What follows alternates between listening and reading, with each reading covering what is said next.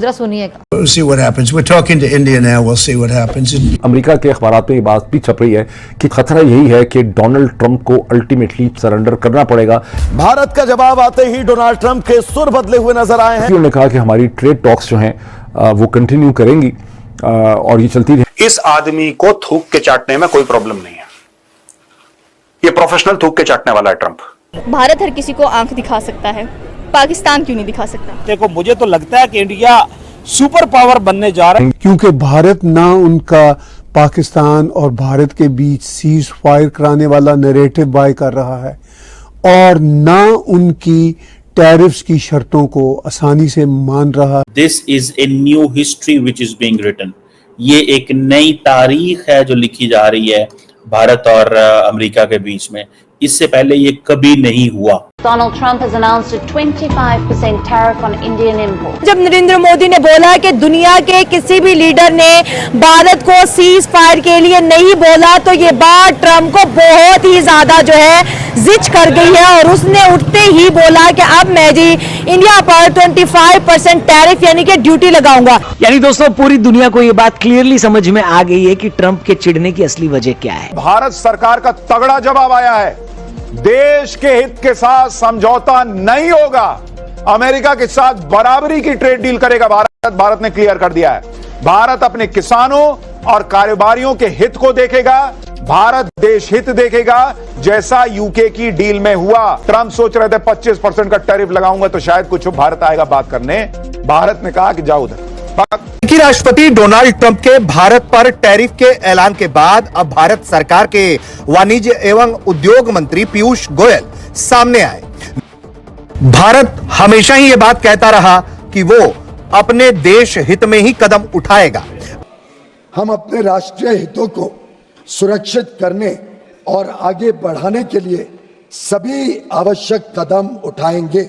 India trade deal not finalise yet, threatens tariff as high as 25%। ये Trump ने एक और दाग दिया। क्यों ये ट्रंप क्यों कर रहा है? क्योंकि भारत ये कह रहा है कि साहब हमारे एग्रीकल्चरल सेक्टर में हम यूएस को एंट्री नहीं देंगे, क्योंकि यहां पे बहुत सारे लोग हैं जिनकी main source of income is agriculture in India. और अगर कल अमेरिका आ गया यहां पे तो हमारा एग्रीकल्चरल सेक्टर, हमारा किसान जो है वो बर्बाद हो जाएगा, और ये हम कभी अलाउ नहीं करेंगे। जो ट्रंप जो है वो उसको कहा जा रहा है कि उसको स्ट्रेटेजिक ब्लाइंडनेस हो गई है। ये इंडियंस कह रहे हैं कि ट्रंप की वो स्ट्रेटेजिक ब्लाइंडनेस है। अब वो कहते हैं जी ये पाकिस्तान के साथ दोस्त बनना चाहता है, लेकिन इंडिया के साथ दोस्त नहीं बनना चाहता। आज की तारीख में मैं आपको बता दूं कि अगर आप अपना फार्म सेक्टर खोल देंगे अमेरिकन के लिए, आपका किसान बर्बाद हो जाएगा। और ये सरकार ने बहुत अच्छा कदम उठाया कि they did not blink in the face of the United States of America. Trump जो भी अनाप शनाप बोले यहां पे चुप, यहां पे कोई बोले नहीं, जवाब ही नहीं दे रहा उसको। तू बोलता रहे भाई, तेरी जो खुशी है। आज ही के दिन में अब से चंद घंटों पहले ये खबर हमारे सामने आई है कि डोनाल्ड ट्रंप ने वो इंडिया के ऊपर जो 25% जो टैरिफ लगाया गया है और वो पेनल्टी भी लगाई है रूस से तेल लेने की। लेकिन इस वक्त डोनाल्ड ट्रंप साहब जो है, क्योंकि दुनिया की सबसे बड़ी एक कंज्यूमर मार्केट के सदर हैं, वो उसको एक टूल के तौर पे इस्तेमाल कर रहे हैं कि जी आप मेरी टर्म्स के ऊपर ट्रेड करेंगे तो हम आगे चलेंगे, वरना फिर हम आपके ऊपर रिस्ट्रिक्शंस बढ़ाते जाएंगे। अब एक तरफ अमेरिका अमन का दाई बनने की कोशिश करता है और दूसरी तरफ इसराइल को हथियार, हिमायत और खामोश रजामंदी से जंग की आग भड़काने में शरीक भी है। अब सवाल ये पैदा होता है कि अगर अमेरिका वाकई अमन चाहता है, अगर वाकई अमन चाहता है, तो क्यों इसराइल के जंगी जुनून पर लगाम नहीं लगाता? अगर हम लोग भारत की बात करें तो वो हमेशा अमेरिका को आंखें दिखाता है। वो कहता है कि जो मेरी मर्जी होगी मैंने वही करना है, और इसके अलावा अगर कोई मुझे गाइड करने की कोशिश करेगा तो मैं टोटली उसकी जो गाइडेंस है उसको रिजेक्ट करूंगा। मसला ये है कि डोनाल्ड ट्रंप ये चाहते हैं कि हिंदुस्तान की जो एग्रीकल्चर मार्केट है, हिंदुस्तान की जो ऑटो मार्केट है, जो ऑटो पार्ट मार्केट है, और जो उसमें अमेरिका की कंपनीज को जो है एंट्री मिले। यूके की ट्रेड डील को भारत एक जिसे कहते हैं बेंचमार्क के तौर पर अमेरिका के सामने रखेगा। इंडिया में हालांकि ट्रंप वार्निंग्स दे रहे हैं माइक्रोसॉफ्ट और गूगल वगैरह को इंडिया में नौकरियां दें, उसके बावजूद टेस्ला गई है। एप्पल ने पहले अपने फोन जो वो कोई 18% बना रहे थे इंडिया में, अब वो 25% पे चले गए हैं। इंडियन लोगों में ना सबसे जो अहम चीज है, मुझे ये लगता है कि उनमें यूनिटी है। यकीन करें, जब से ये खबर मैंने सुनी है ना, जैसे मेरे ऊपर सख्ता तारी हो गया। अच्छा, कि भाई देखो हम साथ आजाद होने वाला मुल्क, हाँ, एक दूसरे से बिल्कुल। हमसे ज्यादा समझ नहीं आती उनके सियासतदान मुखलिस है उनके साथ, या उनकी अवाम उनके अपने मुल्क के साथ मुखलिस है, समझ नहीं आती कि वो कैसे तरक्की करते हैं। अब मुझे ऐसा लगता है कि जो ट्रम्प है, एक तो जैसे मैंने कहा कि कंट्रोवर्सी हो गई, अब यूएस पाकिस्तान के करीब आ रहा है, United states is improving ties.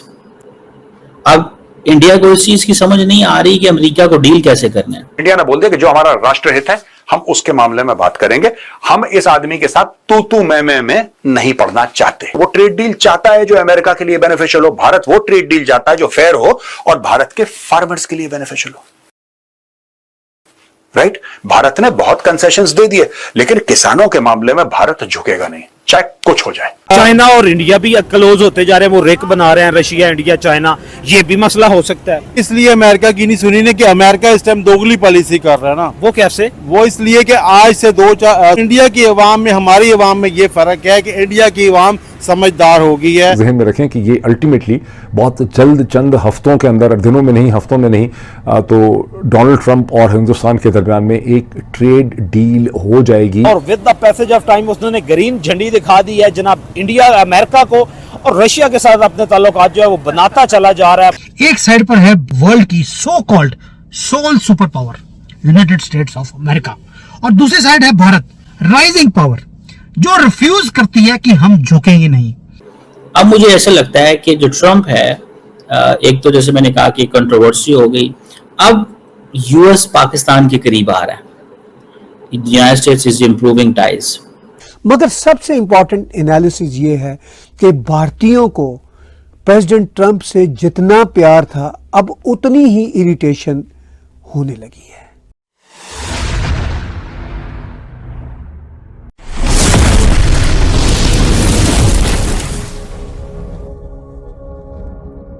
President Trump दुनिया भर के लिए चैलेंज बने हुए हैं और वो दुनिया भर से चाहते हैं कि उनकी मर्जी के फैसले हों।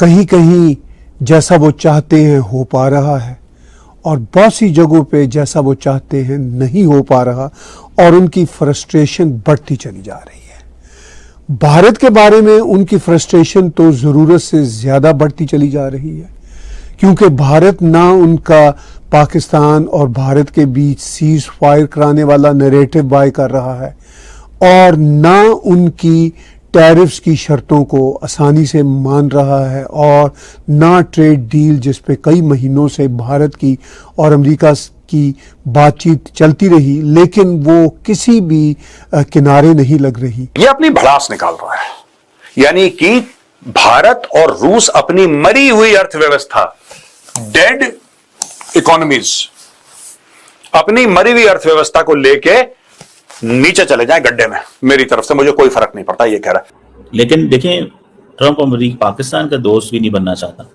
ट्रंप बेसिकली अपना दोस्त है। आज अगर ट्रंप पाकिस्तान के करीब आ रहा है तो इट इज नॉट के विच इज लाइक पाकिस्तान की वजह से ज्यादा है। ये बेसिकली वजह ये है कि he has to teach a lesson to India. वो कहता है मैंने इनको बताना है कि तुम लोग मेरी बात को, तुम लोगों ने मेरे किरदार को इग्नोर किया, तुम लोगों ने मुझे ऑन नहीं किया। और इसी ऐलान के तुरंत बाद भारत सरकार की पहली प्रतिक्रिया भी सामने आई। भारत सरकार ने कहा कि अमेरिका के साथ व्यापार बातचीत जारी रखते हुए किसानों, उद्यमियों और एमएसएमई के हितों की रक्षा के लिए सरकार कड़े कदम उठाएगी। संकेत साफ है कि इस बार डोनाल्ड ट्रंप की नजरें भारत के कई क्षेत्रों पर पड़ी है, जिसके लिए दबाव वाली नीति के साथ ट्रंप आगे बढ़ना चाहते हैं। भारत झुका नहीं तो 25% टैरिफ की घोषणा कर दी। With the passage of time उसने ग्रीन झंडी दिखा दी है जनाब। इंडिया अमेरिका को और रशिया के साथ अपने ताल्लुकात जो है वो बनाता चला जा रहा है। मुख्तलिफ वेपन्स जो है वो उनसे ले रहा है, मुख्तलिफ डील जो है वो करता जा रहा है। और डेटोनेटर्स जो हैं वो भी, जो एटॉमिक डेटोनेटर्स हैं वो इंडिया रशिया से ले रहा है और रशिया को HMX जैसी टेक्नोलॉजी जो है वो रशिया को ट्रांसफर कर रहा है। और ये खबर ब्रेक की है रोटर्स ने, और रोटर्स ने बड़े दावे के साथ किया है कि इंडिया भी अपनी टेक्नोलॉजी जो है, अपने वॉर हेड जो है वो इंडिया के साथ ट्रांसफॉर्मेशन कर रहा है या ट्रांसफॉर्म कर रहा है या एक्सचेंज कर रहा है। Is the most populous nation on earth, चौथी बड़ी इकोनॉमी है, fastest growing large economy, big economy of the world है।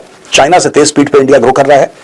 Does India find a place in the United nation security council? यानी कि सब कुछ जो है, सब कुछ वो आपके पल्ले है। भारत के लिए कुछ नहीं करना, भारत से और ना करो भारत के लिए।